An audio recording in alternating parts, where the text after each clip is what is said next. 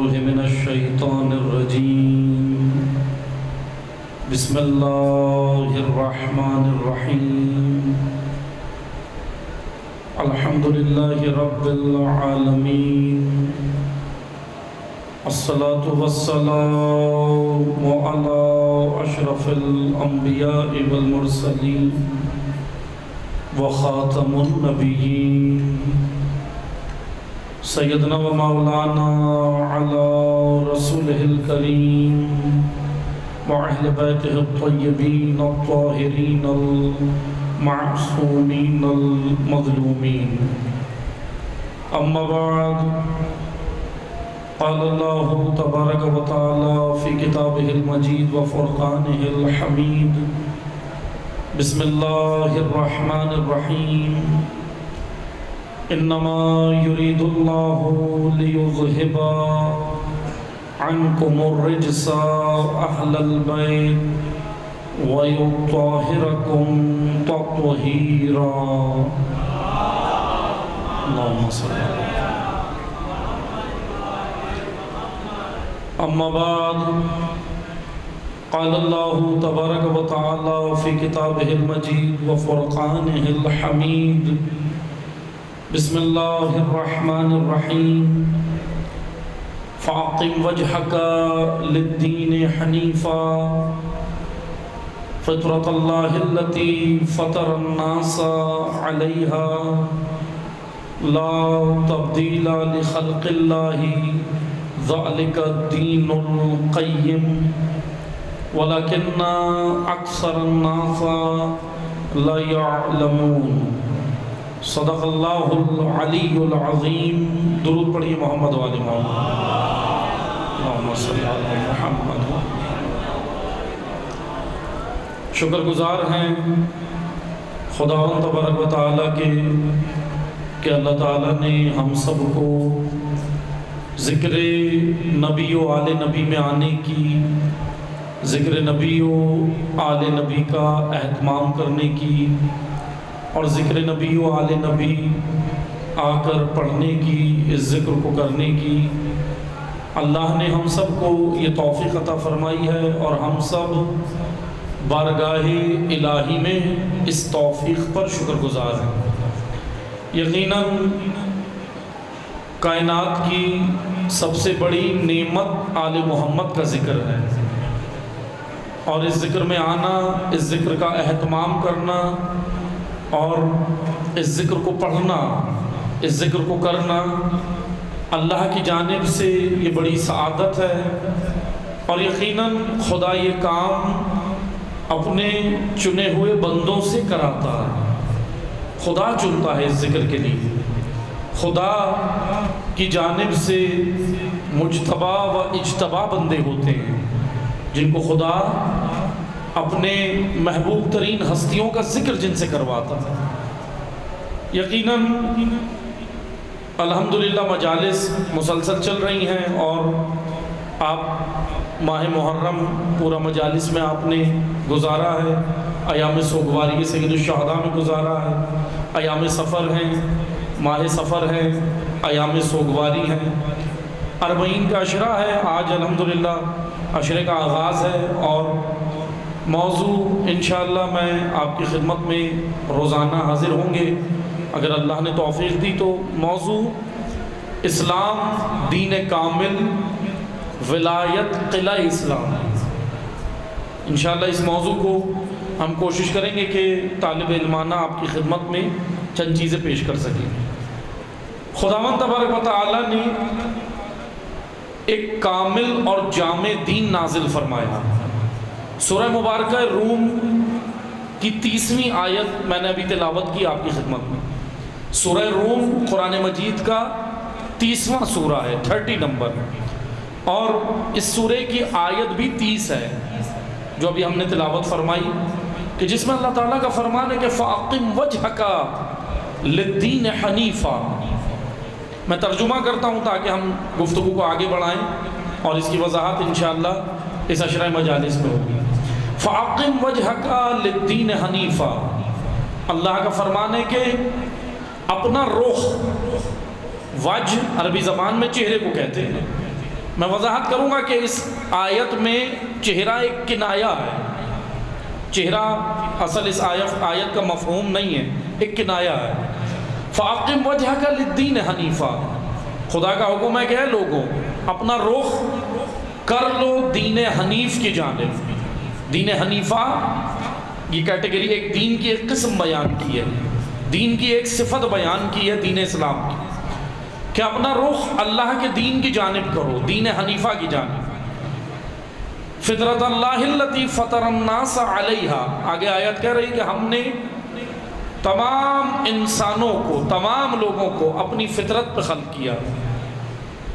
لا تبدیل لخلق اللہ، اللہ کے قانون میں، خلقت کے قانون میں کوئی تبدیلی نہیں ہو سکتی، قانون الہی۔ ذالک الدین القیم، یہی دین استقامت ہے۔ دین قیم سیدھا راستہ، جیسے آپ کہتے ہیں نا سورہ فاتحہ میں کہ اہدنا الصراط المستقیم، سیدھا راستہ۔ اب ترجمے الگ الگ ہیں، بعض کہتے ہیں کہ ہمیں سیدھا راستہ دکھا، بعض کہتے ہیں سیدھے راستے پر قائم رکھ۔ ترجمے الگ الگ نہیں ہیں، اصل میں پہنچ کی بات ہے۔ جو نہیں پہنچا وہ کہتا ہے دکھا، لیکن جو پہنچ گیا وہ کہتا ہے کہ قائم رکھ۔ اسی لیے یہ تو شکر کا مقام ہے کہ آپ پہنچ گیا ہے، کسی کو صراط مستقیم مل گئی ہے، کسی کو ابھی نہیں ملی، اور ہم ان کے لیے دعا گو ہیں کہ اللہ سب کو صراط مستقیم دکھا دے، اور انشاءاللہ جو صراط مستقیم پر ہیں وہ قائم رہیں۔ ذالک الدین القیم، کیا کہہ رہی ہے آیہ کریمہ؟ کہ یہی دین استقامت ہے، بہترین دین اللہ کے نزدیک، ایسا استقامت والا دین جو انسان کو نجات دے سکتا ہے۔ وَلَكِنَّ أَكْثَرَ النَّاسَ لَا يَعْلَمُونَ، حالانکہ اکثریت جانتی نہیں ہے۔ اکثریت، خدا نے یہاں پہ اس آیت میں انسانوں کی اکثریت کی نفی کی ہے کہ بھائی اکثریت علم نہیں رکھتی، اکثریت جانتی نہیں ہے، اکثریت کو معلومات زیادہ نہیں ہوتی، علم کی کمی ہوتی ہے اکثریت میں۔ آیہ کریمہ یہ تلاوت کی ہے ہم نے، اور اسی کے ضمن میں ہم آپ کی خدمت میں پیش کریں گے کہ اسلام ایک جامع دین ہے، کامل دین ہے۔ میں انشاءاللہ کوشش کروں گا ان مجالس میں کہ جو آج اسلام کے اوپر باہر سے یلغار ہیں، ملحدین کی، ایتھسٹ کی اور دیگر نظریات کی جو آج یلغاریں ہیں اسلام پہ، ان کا بھی ہم یہاں سے ایک جواب دے سکیں اس پلیٹ فارم سے کہ بھائی اسلام ایک جامع دین ہے، اسلام ایک کامل دین ہے، اور اسلام کا حقیقی چہرہ یہاں سے دکھا سکیں۔ اسی لیے یہ بھی ہم، اور پھر انشاءاللہ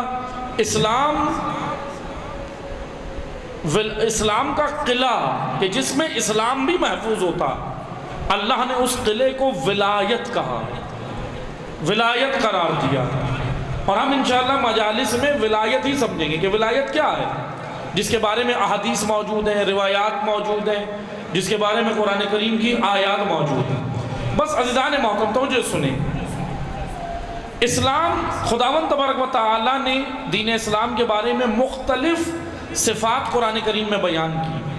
کہیں پر اسلام کے بارے میں کہا کہ یہ کامل ہے، کہیں پر کہا کہ یہ قیم ہے، کہیں پر کہا کہ یہ خالص دین ہے، اور کہیں پر خدا نے کہا کہ یہ مبین دین ہے، واضح دین ہے، روشن دین ہے، اور کہیں پر اللہ نے کہا کہ یہ ایک جامع دین ہے، مکمل دین ہے، اور کہیں پر کہا کہ یہ غالب دین ہے، یعنی یہ اسلام غلبے کے لیے آیا ہے، مغلوب رہنے کے لیے نہیں آیا، غالب ہونے کے لیے آیا۔ تمام ادیان پر آیہ کریمہ قرآن کریم کی کہہ رہی ہے کہ لِيُظْهِرَهُ عَلَى الدِّينِ كُلِّهِ، اے رسول اس اسلام کو تمام ادیان پہ غالب کر دیں، غالب کریں، غلبہ دیں، وَلَوْ كَرِهَ الْمُشْرِكُونَ، چاہے کہ مشرکین کو ناگوار گزرے۔ بس عزیزان محترم توجہ سنیے گا، اسلام جامع دین ہے، کامل دین ہے۔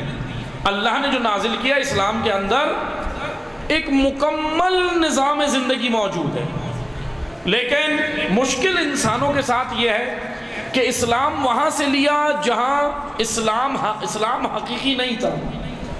آج بھی اگر آپ دیکھیں تو اسلام کا چہرہ خراب کرنے کے لیے، اسلام کا چہرہ مسخ کرنے کے لیے بہت سارے کام کیے گئے نا۔ مثلا آپ دیکھیں جہاد اسلام کا رکن ہے، حتیٰ کہ روایات میں کہ جہاد کے بغیر انسان مومن نہیں بنتا.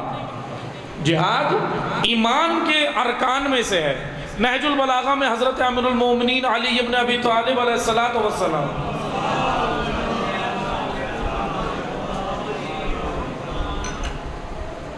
امیر المومنین فرماتے ہیں ایمان کے 4 ارکان ہیں، یعنی 4 ارکان کسی وجود میں قائم ہوں گے تو وہ مومن بنے گا. ایمان کے 4 ارکان ہیں: صبر، یقین، عدل، جہاد. نہج البلاغہ 4 ارکان ہیں: صبر، یقین، عدل، جہاد. یعنی کہ جہاد امیر المومنین نے ایمان کا رکن قرار دیا کہ ایمان وجود انسانی میں مکمل ہی نہیں ہوتا جب تک یہ مجاہد فی سبیل اللہ نہ بنے، اللہ کی راہ میں مجاہد نہ بنے. اب بہرحال مجاہدت کی قسمیں ہیں. اب جہاد سے مراد خالی جہاد بالسیف ہی نہیں ہے، بہت سارا جہاد ہے. جہاد سے مراد جہاد کی وسعت زیادہ ہے. جہاد یعنی اللہ کی راہ میں کوشش کرنا. اب وہ چاہے تلوار سے کوشش ہو یا تربیت کے ذریعے سے کوشش ہو یا تعلیم کے ذریعے سے کوشش ہو، مختلف طریقے ہیں کوشش کے اللہ کی راہ میں. بس توجہ سنیں، جیسا کہ میں مثال دے رہا تھا کہ آج اسلام کا چہرہ بہت زیادہ خراب کیا گیا. مثلا دیکھیں، جہاد کے نام پر ٹیررزم پھیلایا، دہشت گردی پھیلائی، حالانکہ وہ جہاد نہیں ہے. جہاد ایک بہت ہی خوبصورت رکن دین ہے. البتہ اس کی وضاحت کی ضرورت ہے تاکہ خود مسلمانوں کو بھی اس کنفیوژن سے ذرا نجات ملے، کیونکہ معذرت اللہ مسلمان تو خود کنفیوز ہیں، ان کو خود ابھی تک جہاد سمجھ نہیں آیا جہاد کیا ہے. بس عزیزان محترم، کنفیوژن کیوں ہے؟ کنفیوژن جانتے کس لیے ہے؟ کنفیوژن اس لیے ہے کہ رسول کو تو مانا ہے، رسول کی نہیں مانی. تو جو ہے آپ کی، تو میں آگے بڑھوں. اللہ کے رسول کو تو مانا، اللہ کے رسول کی نعتیں پڑھی، سب کچھ کیا، لیکن اللہ کے رسول کی بات نہیں مانی. اللہ کے رسول کی اگر مانے تو نجات کا راستہ موجود ہے. اللہ کے رسول نے دیا نا. بھئی کہاں ہے نجات کا راستہ؟ توجہ سے سنیے گا، میں ذرا وضاحت کر رہا ہوں کہ کہاں جائیں ہم. آج ایک غیر مسلم اگر مسلمان ہونا چاہے کہاں جائے؟ کس فرقے کے پاس جائے؟ ہر فرقہ کہتا ہے میں حق پر ہوں، کہتا ہے نا ہر فرقہ مطمئن ہے. مسلمانوں میں جتنے فرقے وہ سب کہتے ہیں کہ بھئی ہم حق پر ہیں. اب سوال یہ بنتا ہے کہ جو غیر مسلم اگر مسلمان ہونا چاہے کہاں جائے، کس کے پاس جائے؟ تو بس توجہ سنیے گا، کنفیوز ہونے کی ضرورت نہیں ہے. دین اسلام نے خوبصورت معیار دیا ہے. معیار کیا ہے؟ وہ معیار توجہ سنیے گا. معیار یہ ہے کہ کنفیوز نہ ہو، پریشان نہ ہو. معیار یہ ہے کہ آپ نے شخصیت پرستی نہیں کرنی، حق پرستی کرنی. توجہ ہے آپ کی؟ شخصیات کو دیکھ کر اگر کوئی شخصیات کے پیچھے چلے گا تو یقیناً شخصیت کبھی حق پر ہے کبھی نہیں ہے. اور تاریخ اسلام میں ایسا ہوا ہے. میں انشاءاللہ کوشش کروں گا کہ مثلا نمونے کے طور پر کچھ کردار بھی پیش کیے جائیں آپ کی خدمت میں. کربلا سے منسلک کردار، کربلا کے حوالے سے آپ کچھ کردار پیش کریں گے. لیکن توجہ سنیں، شخصیات بعض اوقات دین پر ہیں، بعض اوقات نہیں ہیں. بعض اوقات ہمیں ایسی شخصیات اسلام میں ملتی ہیں جو شروع میں دین پر تھے لیکن ان کی عاقبت آخر میں دین پر نہیں تھی. بعض شخصیات ایسی ملتی ہیں کہ شروع میں دیندار نہیں تھے، آخری زندگی دین پر گزاری. اور بعض ایسی شخصیات ہیں جو شروع سے لے کر آخر تک اللہ کے قانون کے پابند. بعض ایسی بھی شخصیات ہیں. اس لیے کنفیوژن کی ضرورت نہیں ہے. مشکل جانتے کہاں پر ہے؟ مشکل مسلمانوں کے ساتھ یہ ہوئی کہ انہوں نے ہمیشہ شخصیت دیکھی.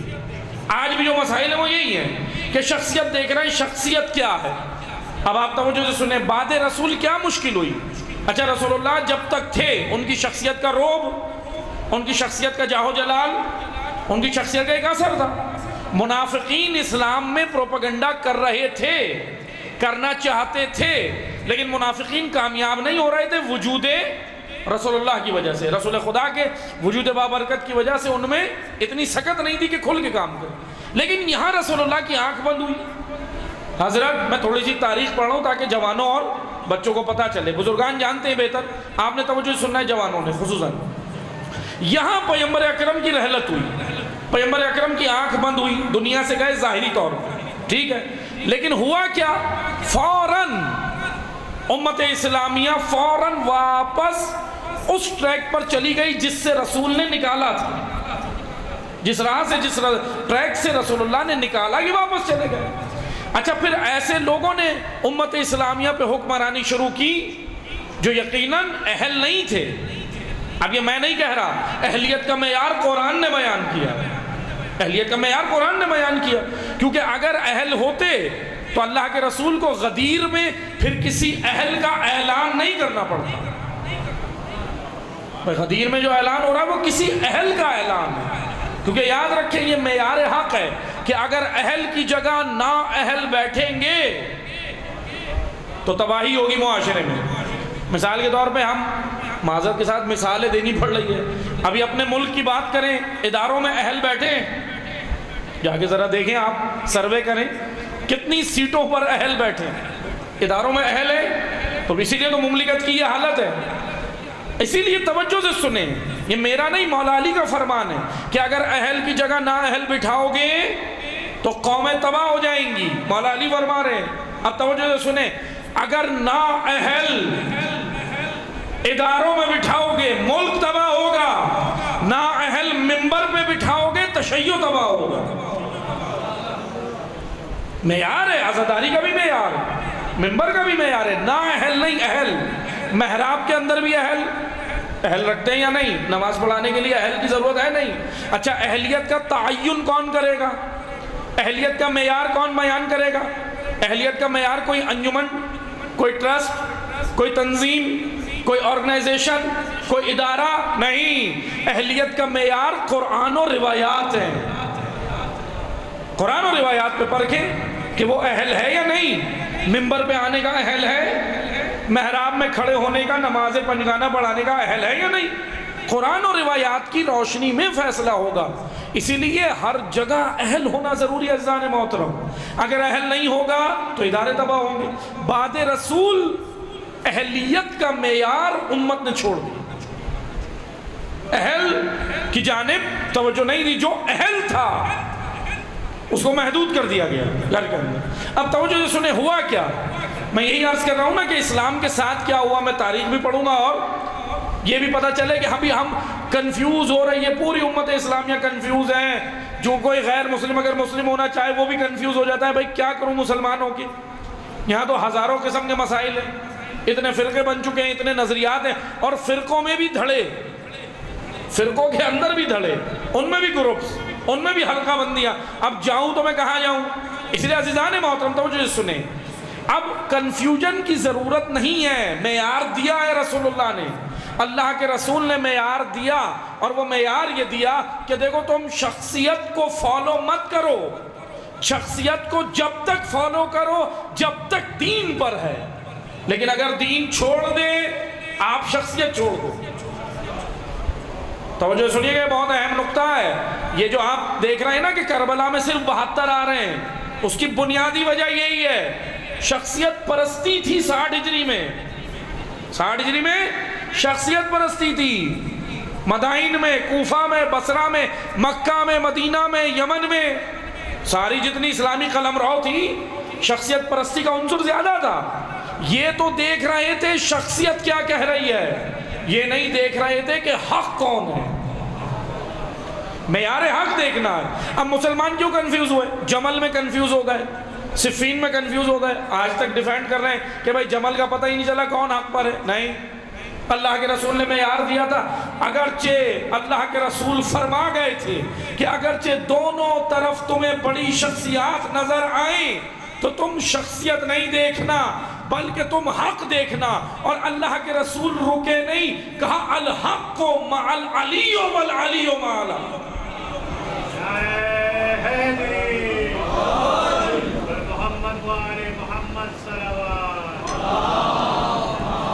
اللہم صلی علی محمد۔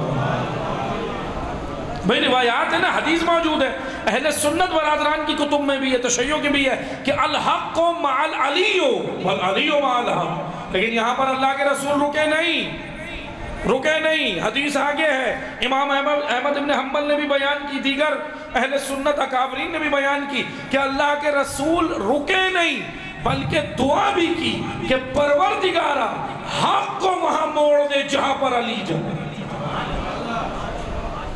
تو نے حق وہاں موڑ دے جہاں پر علی جائے. تو کیوں کنفیوز ہو گئے؟ جمل میں کیوں کنفیوز ہوئے؟ حق کہاں تھا یہ دیکھنا تھا.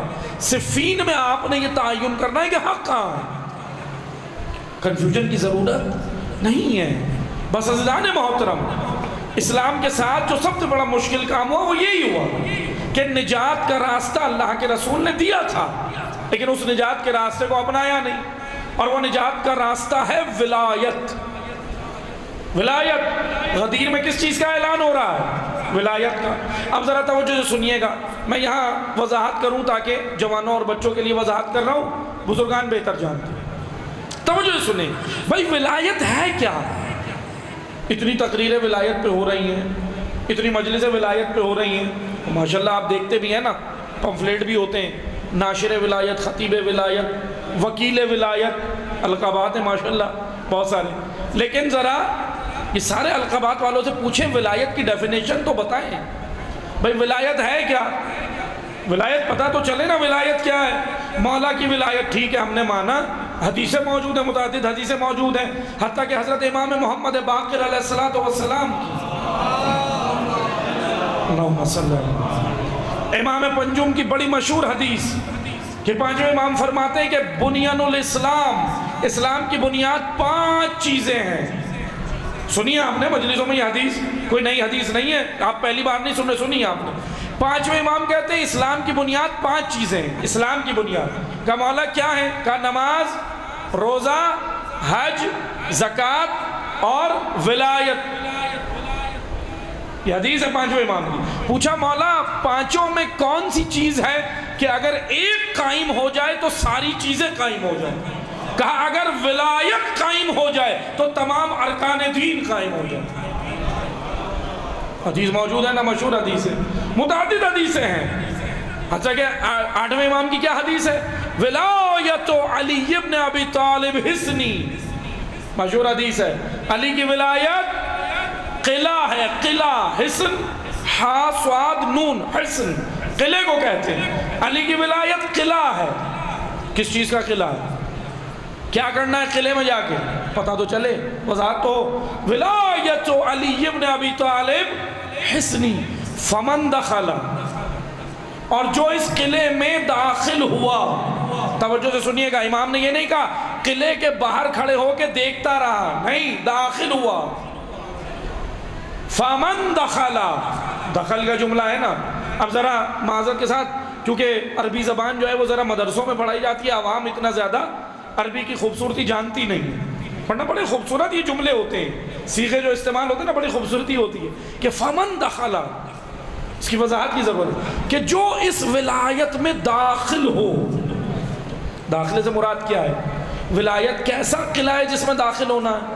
ہمیں حدیث سے سمجھنا ہے. 8ویں امام کی یہ حدیث ہے، ٹھیک ہے.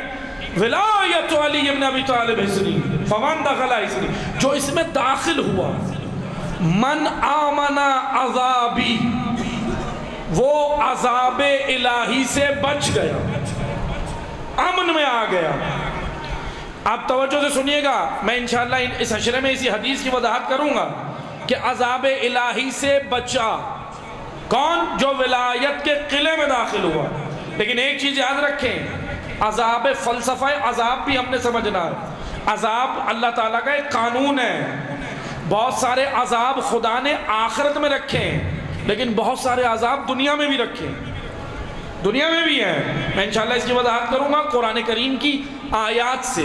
جیسے کہ آپ سنتے ہیں نا کہ عذاب علیم، عذاب علیم، الف کے ساتھ علیم، عین نہیں.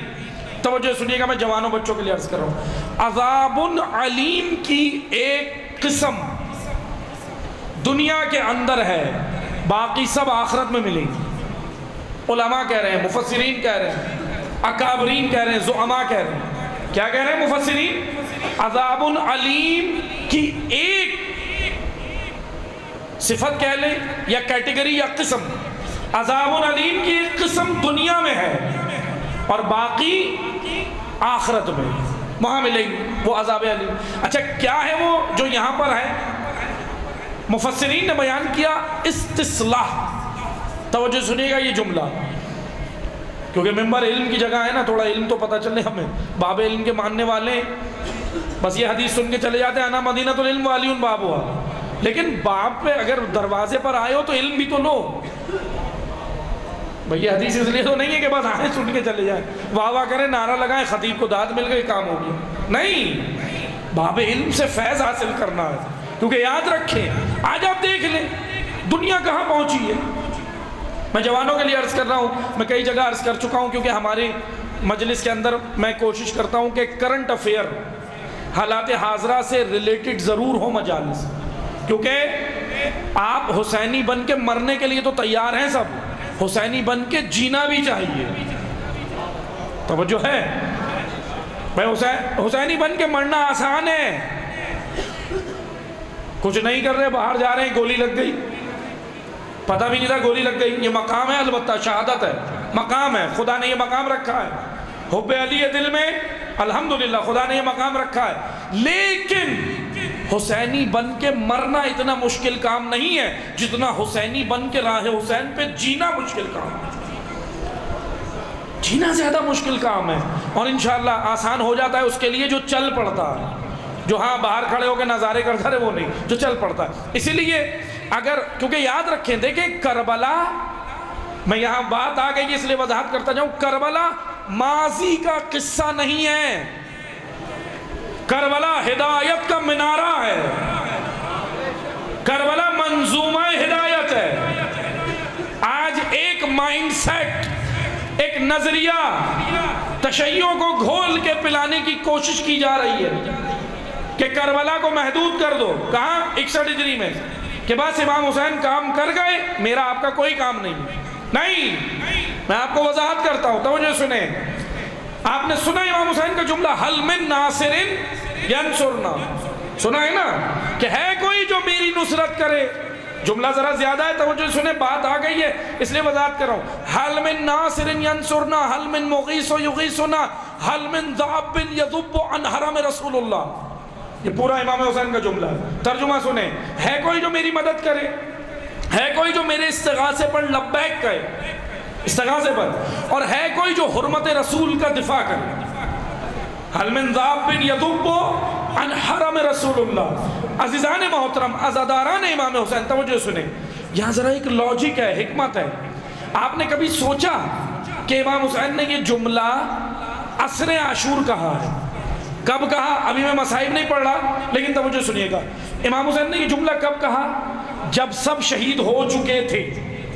حضرت عباس، حضرت قاسم، حضرت علی اکبر، حضرت اونو محمد، جناب حبیب، جناب زہیر، جناب وہب قلبی، جناب مسلم بن اوسجہ، تمام اصحاب، انصار، اقربا شہید جب ہو چکے تھے تو امام نے آخر میں ان کی شہادت کے بعد کہا حل من ناصر. اب یہاں ذرا سوچیں، کیوں امام آپ کو اگر ناصر چاہیے تو نصرت تو ان لوگوں نے کی ہے جو شہید ہو چکے. اچھا، آپ کو اگر ناصر چاہیے تھے تو آپ یہ جملہ شب عاشور کہتے، تو سمجھ آتا کہ ہاں امام حضرت عباس کو بلا رہے ہیں، جناب حبیب کو بلا رہے ہیں، جناب علی اکبر کو بلا رہے ہیں. اچھا، اگر صبح عاشور کہتے فجر کے وقت، پھر بھی صحیح محدود ہو جاتا کہ آپ ان کو بلا رہے ہیں جو موجود تھے، آپ کے ناصر. ٹھیک ہے، ظہر کے وقت بھی کہتے تو بھی جملہ محدود ہو جاتا. لیکن حسین ابن علی نے یہ جملہ کہا عصر کے وقت. حسین بتا یہ رہے ہیں کہ سنو، یہاں تک دین میں نے بچایا، اب جب دین پر یرغار ہو تو اس دین کو بچانے جو غیرت مند نکلے گا وہ حسین کا عزادار ہوگا.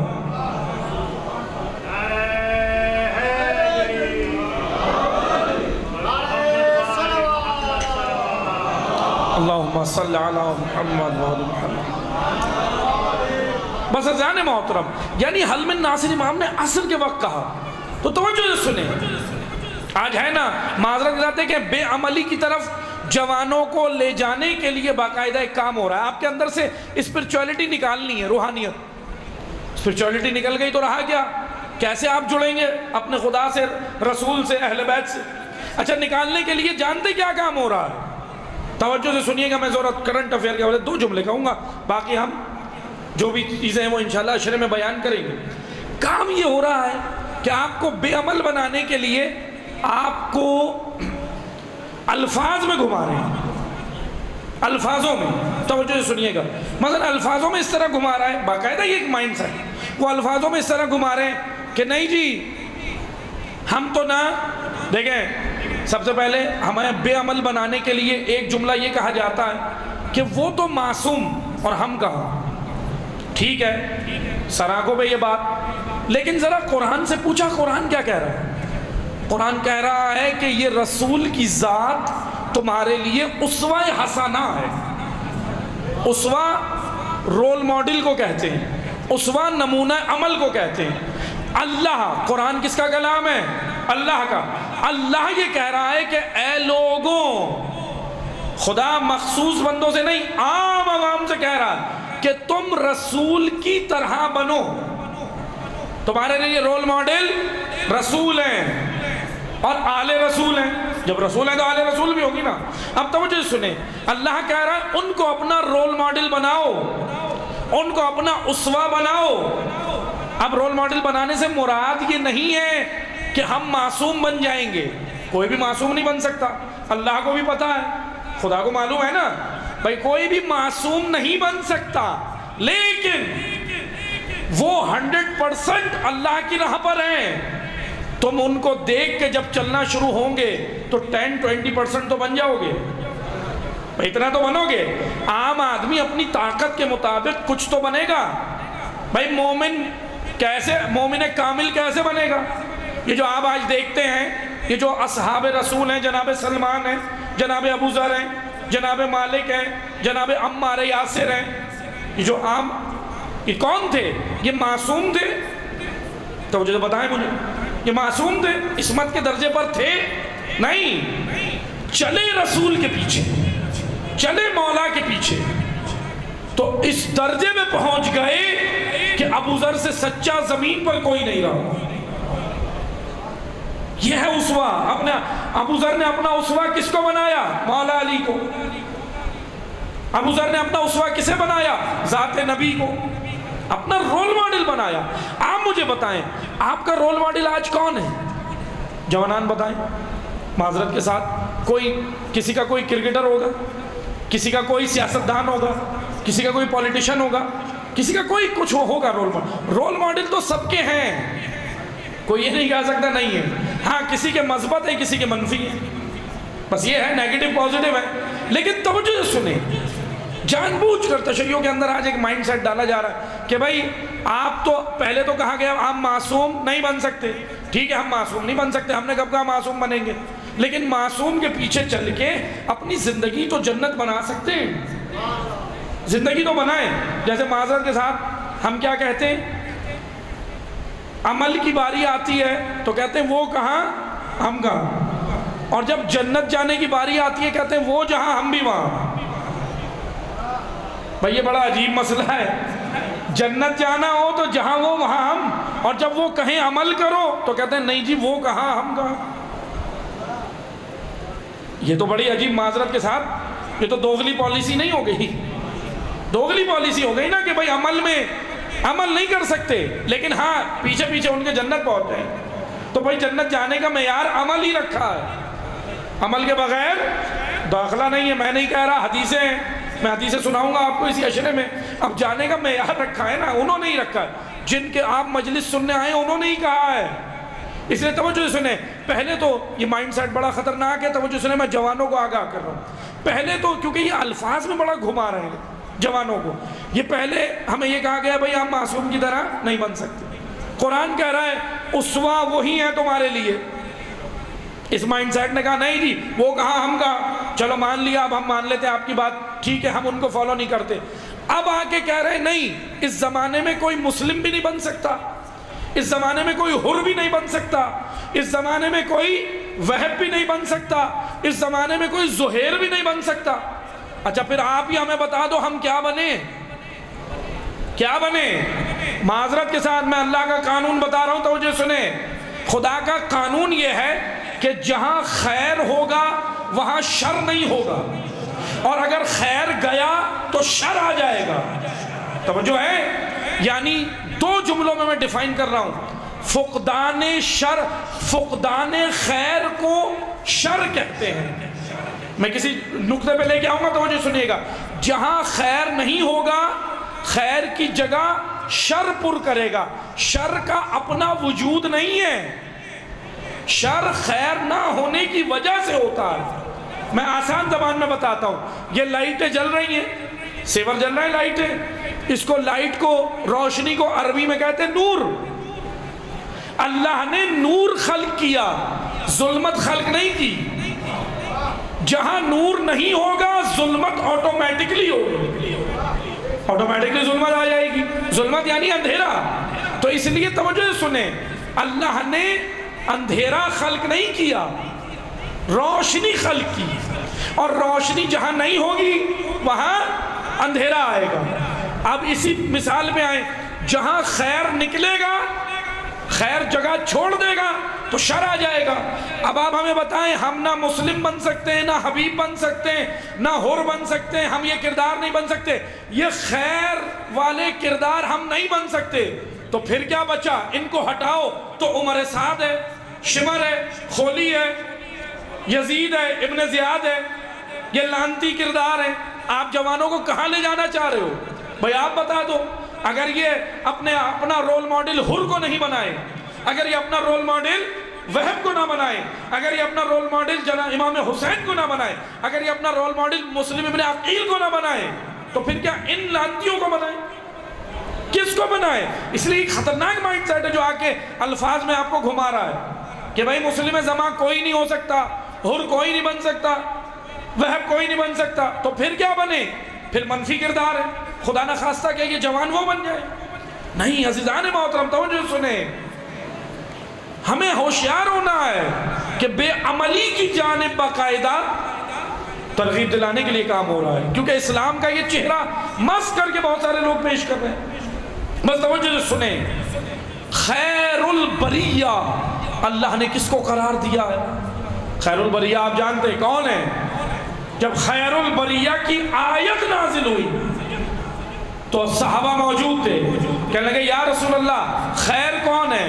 کہا کہ خیر ذات خدا ہے، کہا اور، کہا خیر قرآن ہے، کہا اور، کہا خیر ذات نبی ہے، کہا اور، علی داخل ہوئے، کہا خیر ذات علی ہے۔ نعرہ حیدری، نعرہ صلوات، اللہم صلی علی محمد و آل محمد۔ خیر ذات علی ہے۔ اب مسلمان یہ بتائیں، جہاں خیر نہیں ہوگا وہاں شر ہوگا۔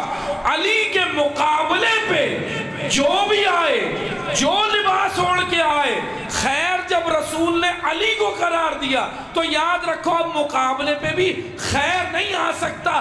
علی کے مقابلے میں جمل میں بھی آئے تو شر آئے گا، صفین میں بھی آئے تو شر آئے گا، اور اگر کہیں پر بھی علی کے مقابلے میں آئے تو خیر نہیں ہوگا، شر ہی آئے گا۔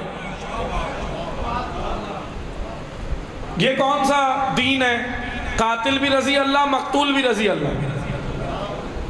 یہ دین پڑھایا ہے، یہ کس نے پڑھایا؟ اب میں نہیں کہہ رہا، میں کتابوں کا حوالہ دے دیتا ہوں، ہم بولیں گے تو برا لگے گا، ایف آئی آر بن جائے گی، یہ مشکل ہو گئی ہے نام، اس لیے نام نہیں لیتے، آپ جا کے کتابیں پڑھیں، کتابیں پڑھیں، کتابوں کا حوالہ دے دیں۔ 90 سال ایک خاندان نے حکومت کی ہے، بنو امیہ کی حکومت تھی نا تاریخ میں، 90 سال مسلمانوں کو یہ نظریہ پلایا کہ دیکھو سب صحیح ہے، سب سیٹ ہے، سب سیٹ ہے۔ آج مجھے بتائیں جوان ہے یہ نظریہ؟ نہیں، سب سیٹ ہے نہیں، کہتے ہیں نا کوئی حق و باطل نہیں، سب صحیح ہے، آپ اپنا کام کرو، حکومتوں کو اپنا کام کرنے دو، سیاسی لوگوں کو اپنا کام کرنے دو، فلاں کو اپنا کام کرنے دو، آپ بس اپنے بنو۔ یہ مائنڈ سیٹ بنو امیہ کا ہے، سب صحیح ہے، سب صحیح ہے، یعنی جو مشرق جا رہا ہے وہ بھی صحیح، جو مغرب جا رہا ہے وہ بھی صحیح، خیر بھی صحیح ہے، شر بھی صحیح ہے۔ باقاعدہ بنو امیہ نے جان بوجھ کے یہ نظریہ پلایا۔ کیوں نظریہ یہ امت اسلامیوں کو گھٹی میں گھول کے پلا دیا؟ اس کی بنیادی وجہ یہ تھی تاکہ اپنا اقتدار بچا کے رکھے، تاکہ اپنا اقتدار بچا کے رکھے۔ اس لیے آج آپ دیکھ لیں کیا ہو رہا ہے، کیا ہو رہا ہے۔ میں نے یہ کئی جگہ عرض کیا ہے، میں یہاں سے بھی ایک میسج دوں گا، تشیع کی غیرت کا معاملہ ہے، تشیع کی غیرت کا معاملہ ہے۔ کہ یاد رکھو، میں نے اہل سنت برادران کو بھی کئی مجالس میں ہم نے یہ میسیج دیا کہ دیکھیں یہ بل خود صحابہ کی توہین ہے، یہ جو بل لائے نا یہ صحابہ کی توہین ہے۔ اس کی وجہ یہ ہے کہ ایسے لوگوں کو صحابیت کے زمرے میں لا رہے ہیں جو قاتلین صحابہ ہیں، جنہوں نے صحابہ کا قتل کیا۔ چلے اہل بیت کو تو چھوڑ دیں، صحابہ کا قتل کیا، تو ایسے لوگوں کو اس میں شامل کرنا یہ صحابہ کی توہین ہے۔ اس لیے بات یاد رکھیں، تشیع کی غیرت کا معاملہ ہے، تشیع کی عقائد تشیع کا معاملہ ہے۔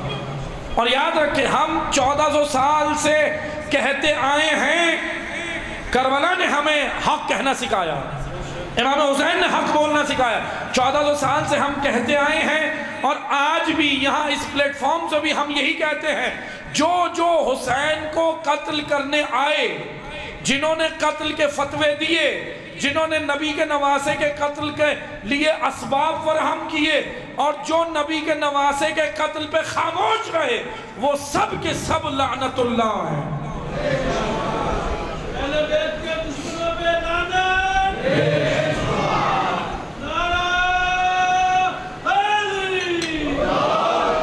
اس لیے یاد رکھیں ہم انہیں کبھی بھی رضی اللہ نہیں مان سکتے، کچھ بھی آپ کرنے، کوئی بل لے آئیں یا کچھ بھی لے آئیں، رضی اللہ تسلیم نہیں کر سکتے، کیونکہ رضی اللہ کا معیار اسمبلیوں میں تیار نہیں ہوتا۔ رضی اللہ قرآن بتاتا ہے کہ کون کس سے اللہ راضی ہے اور کون اللہ سے راضی ہے۔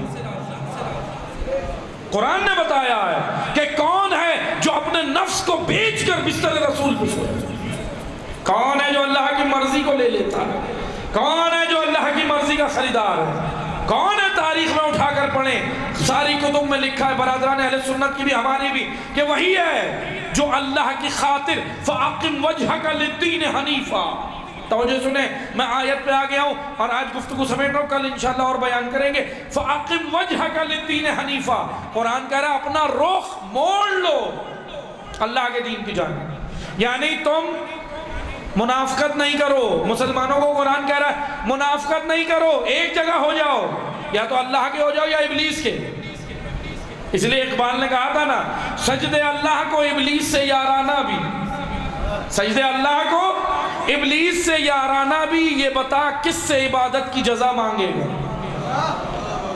نہیں چل سکتا کہ حسین بھی رضی اللہ اور یزید بھی، نہیں، ایک ہی ہے جس سے اللہ راضی ہے، وہ حسین ابن علی، اور حسین اللہ سے راضی ہے، کیونکہ یہاں ایک طرفہ نہیں دو طرفہ معاملہ ہے، یہاں دو طرفہ معاملہ ہے، بندہ بھی اللہ سے راضی ہو، اللہ بھی اس سے راضی ہو جاتا ہے۔ اچھا بندہ بڑی دیر سے راضی ہوتا ہے، بندہ نہیں ہوتا، بندہ کیا کرتا ہے، نہ گرمی میں راضی ہے، نہ سردی میں، نہ امن میں، نہ جنگ میں، کرتا ہے نا خدا سے شکایتیں۔ بے اولاد والے وہ راضی نہیں ہیں، جن کی اولاد ہے وہ بھی راضی نہیں، جن کو مل گئی وہ بھی کہہ رہے ہیں کہ یہ تو مشکل ہو گئی، جن کے پاس نہیں ہے وہ کہتے ہیں ملے، ہوتا ہے نا یہ معاملہ، کہتے ہیں نا بھئی دعا، چلیں وہ حرج نہیں ہے دعا کرانے میں، خدا کی حکمت ہے، لیکن میں ایک بات کہہ رہا ہوں کہ بھئی ہم اللہ سے راضی نہیں ہوتے، اللہ فوراً ہو جاتا ہے۔ دعائے کمیل میں مولا کہہ رہے ہیں نا، یا سریع الرضا، اے سب سے جلد راضی ہو جانے والے، ایک ندامت کا آنسو انسان بہاتا ہے وہ راضی ہو جاتا ہے، وہ تو کریم ذات ہے، لیکن ہم راضی نہیں ہوتے، ہم راضی نہیں ہوتے۔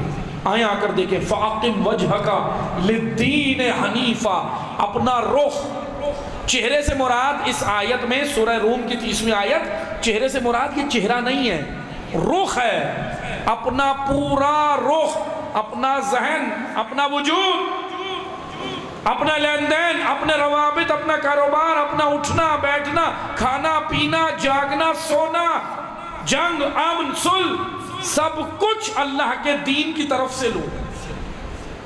یعنی خدا یہ کہہ رہا ہے مکمل دیندار بنو، ادھورے نہیں، 50% دین 50% کچھ اور، آدھی ہدایت آدھی ضلالت نہیں، آیا کر سیکھے۔ فَأَقِمْ وَجْهَكَ لِلدِّينِ حَنِيفًا، کون ہے اس آیت کا مصداق؟ کون ہے جس کا ہر عمل اللہ کے لیے؟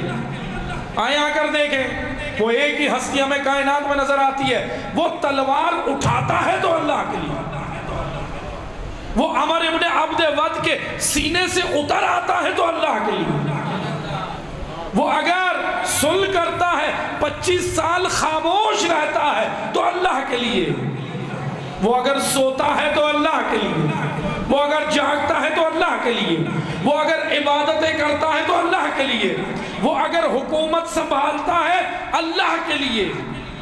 یہ ہے فاقم وجہ کا للدین حنیفہ، دین حنیف کی جانب اپنا رخ کرو. انشاءاللہ میں وضاحت کروں گا اس آیت کی مزید. آئیں آ کر دیکھیں کون ہے جو اللہ کے لیے اپنے آپ کو بیچ دیتے ہیں.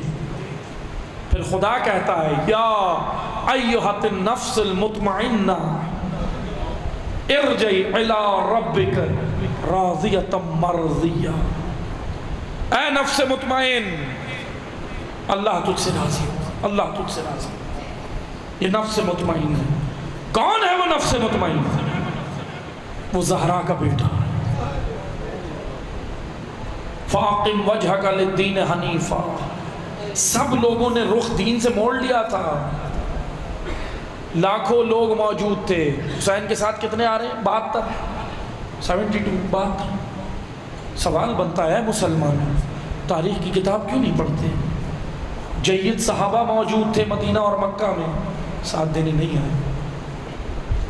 آپ کوفہ کی تاریخ تو بیان کرتے ہو کہ جی کوفہ کے فلاں نے ساتھ نہیں دیا، کوفہ کے شیعوں نے ساتھ نہیں دیا، کوفہ کے فلانا نے ساتھ نہیں دیا. پڑھتے ہیں نا. یہ بتاؤ مکہ کے لوگوں نے کب ساتھ دیا؟ مدینہ کے لوگوں نے امام حسین کا کب ساتھ دیا؟ جتنے مجرم کوفہ والے ہیں اتنے ہی مجرم مکہ اور مدینہ والے بھی ہیں، اتنے ہی مجرم یمن والے بھی ہیں، اتنے ہی مجرم مدائن والے بھی ہیں، اتنے ہی مجرم بصرہ والے بھی ہیں.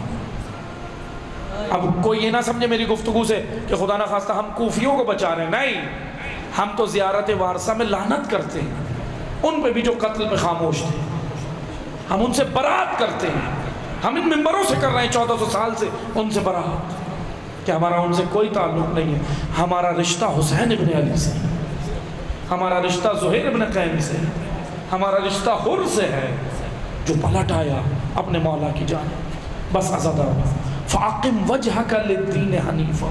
اپنا رخ موڑ لو دین کی جانب. لیکن مشکل کام ہے عزاداروں، آسان نہیں ہے. جب رخ موڑا جاتا ہے نا تو بہت کچھ دیا بھی جاتا ہے، پابندیاں ہو جاتی ہیں، اسیر کر دیا جاتا ہے، قتل کیا جاتا ہے، بچے راہ میں دینے پڑتے ہیں. سنو کہ کیا کیا دینا پڑتا. علی اکبر جیسا بیٹا دینا پڑتا. فاقم وجہک للدین حنیفہ. اجرکم اللہ. آپ کے آنسو جاری ہو گئے، سیدہ آپ سے راضی ہے. اجرکم اللہ. بس 2 جملے سنیے گا مسائل کے.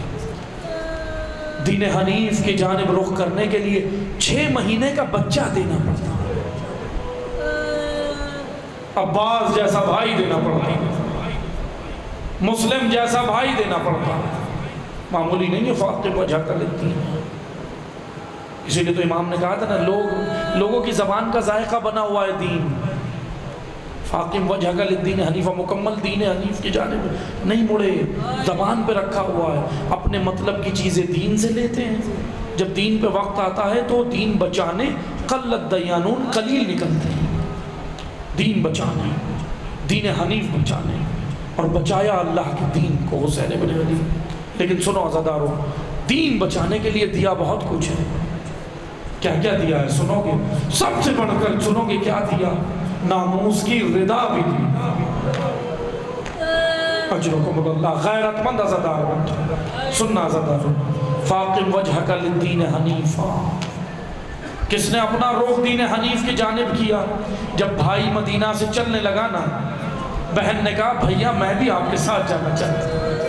اجرکم اللہ. ہو گئی گفتگو تمام ہو گئی. گریہ عزادارو اس طرح کرنا جیسے حق بنتا ہے. جیسے امام باقر ابو بصیر کو کہتے تھے نا، ابو بصیر تم رو نہیں رہے؟ کہتا مولا رو رہا ہوں. کہا ابو بصیر اس طرح نہیں جیسے بوڑھی ماں جوان بیٹے پر. اجرکم اللہ. اجرکم اللہ. بس 2 جملے سننا. ہو گئی گفتگو تمام. 2 جملے سننا.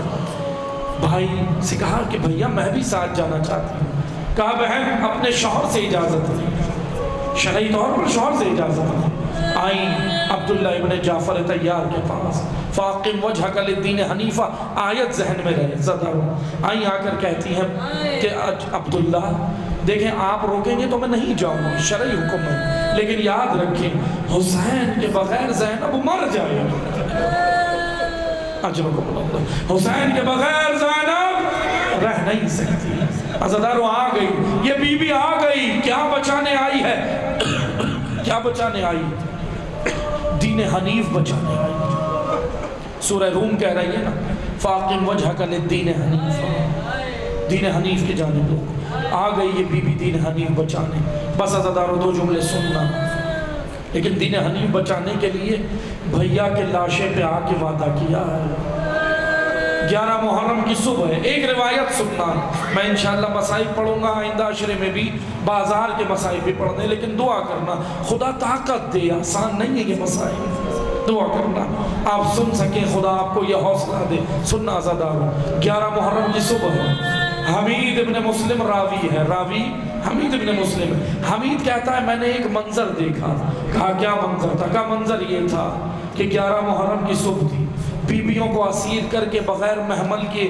اونٹوں پہ بٹھایا تھا سید زادیاں ہیں علی کی بیٹی نبی کی بیٹیاں ہیں اسیر کر کے اونٹوں پہ بٹھایا ہے اب عزادارو سننا اجرکم اللہ ہو گئی گفتگو تمام جیسے ہی نبی کی بیٹیاں گزرنے لگی نا علی کی بیٹیاں گزرنے لگی شہداء کے لاشوں کے پاس سے گزارا بیویوں سے رہا نہیں گیا دیکھ کے رہا نہیں گیا کسی نے اکبر کے لاشے پر کوئی قاسم کے ٹکڑوں پر کوئی عباس کے لاشے پر لیکن حمید کہتا ہے میں نے یہ منظر دیکھا ایک بہن اپنے بھائی کے لاش پر لیکن سن سکو گے جملہ عزادارو کلیجہ تھام کے سننا حمید نے روایت میں یہ نہیں لکھا کہ بہن بھائی کے لاش پر آئی لکھا بہن بھائی کے بدن کے ٹکڑوں پر آئی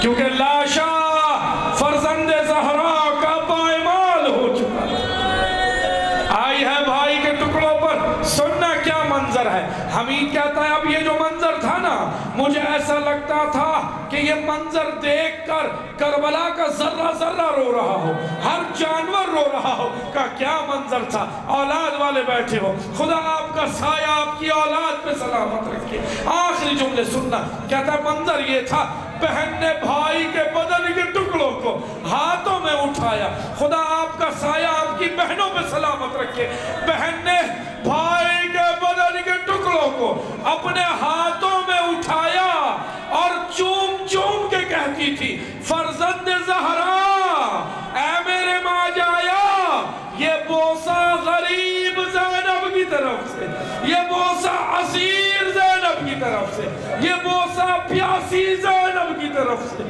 یہ بوسہ علی کی بیٹی